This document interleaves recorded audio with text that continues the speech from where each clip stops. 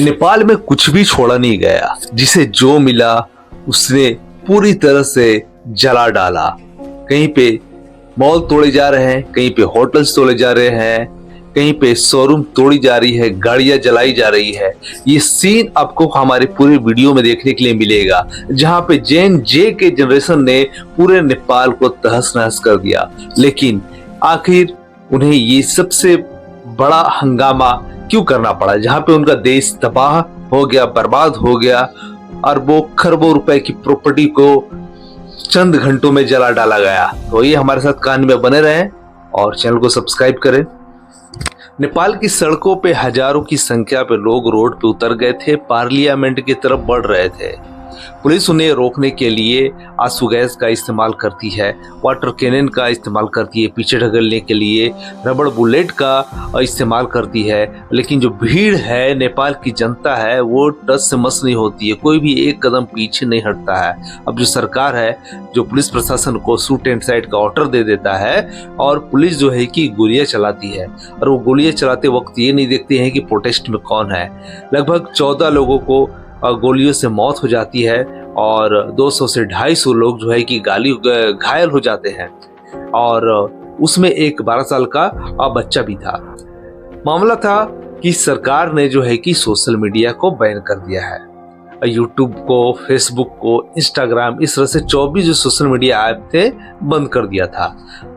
लेकिन कुछ चालू थे ऐप, जैसे टिकटॉक था, तो लोग जो है कि इस प्रोटेस्ट के बारे में और भी बात फैली, और टिकटॉक के माध्यम से, वीपीएन के माध्यम से, और जो है कि ये आंदोलन और उग्र होने लगा। आंदोलन उग्र होता देख जो ओली थे, उन्होंने बोला कि ठीक है भैया, ये बैन हम वापस लेते हैं, सोशल मीडिया को हम फिर से चालू करते हैं। लेकिन अब भीड़ रुकने वाली नहीं थी, क्योंकि वजह और भी अंदर की जो डीप वजह है ये थी कि पहले जो नेपाल के जो यूथ थे, जिन्हें जनरेशन जे कहा जा रहा है, वो सोशल मीडिया पे एक बात आपस में शेयर कर रहे थे।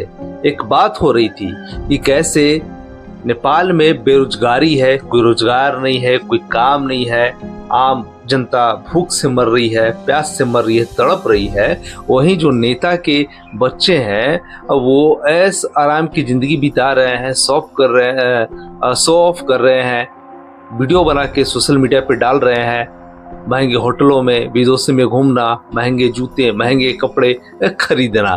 तो ये सब चीज़ों को रोकने के लिए नेपाल सरकार ने सोशल मीडिया को बैन करा था। और सबसे बात ये थी कि जब से वहाँ पे राजशाही खत्म हुआ था, राजशाही खत्म होने के बाद ये जो लोकतंत्र आया था, और लोकतंत्र आने के बाद जो कुछ चंद नेता थे, ओपोजिशन के हो या फिर सत्ताधारी के, ये इन्हीं के आसपास ये चक्कर घूमते रहता था। यही लोग पीएम बनते रहते थे, 4-5 लोग थे।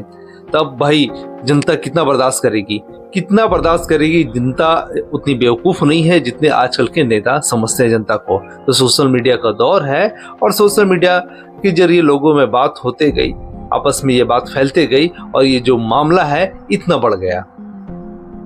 तोड़फोड़ होता देख जो ओली शर्मा थे, वो बोलते हैं कि हम तो जनरेशन जे के साथ है, आपकी क्या मांगे हैं वो भी हमें मंजूर है। लेकिन अब ये युवा रुकने वाले कहाँ थे, सब कुछ जलाना स्टार्ट कर दिया। अब ये नौबत ये आ गई कि जो प्रधानमंत्री थे उनको भी भागना पड़ा, एयरलिफ्ट करके हेलीकॉप्टर से भागना पड़ा। उनके जो भी मिनिस्टर धरे गए उनको दौड़ा दौड़ा के सड़कों पे मारा गया, नदियों में मारा गया, और एक एक्स पीएम की पत्नी को भी भीड़ ने मौत के घाट उतार दिया। तो भीड़ इतना गुस्सा हो गई, इतना उग्र हो गई नेपाल की, कि उन्होंने सरकारी प्रॉपर्टीज को तो डैमेज किया ही, सुप्रीम कोर्ट को जला दिया, संसद को जला दिया, और जितने भी गवर्नमेंट जो ऑफिसेस थे उसको जला दिया, साथ ही साथ प्राइवेट प्रॉपर्टी को भी नहीं छोड़ा। मतलब इतना भयानक वहां का जो मंजर है, नजारा देखकर वहां पे जो टूरिस्ट है वो भी डर गए। अगर आप भी होंगे तो आप भी डर जाएंगे। भाई तोड़ फोड़, आगजनी, मतलब बहुत ही खौफनाक मंजर नेपाल में रहा।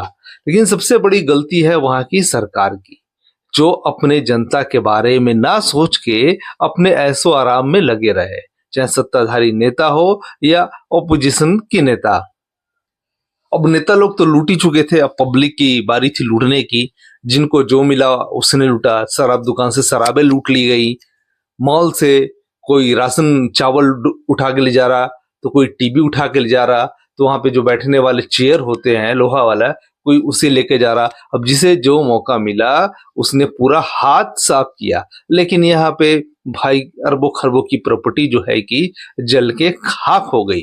अब उनका मेंटेनेंस भाई नेपाली लोगों को ही करना पड़ेगा, कोई और नहीं करेगा।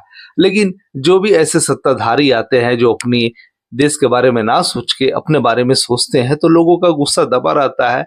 लेकिन वो गुस्सा जब बाहर आता है तो वो नेपाल जैसी घटना को बताता है, अंजाम देता है।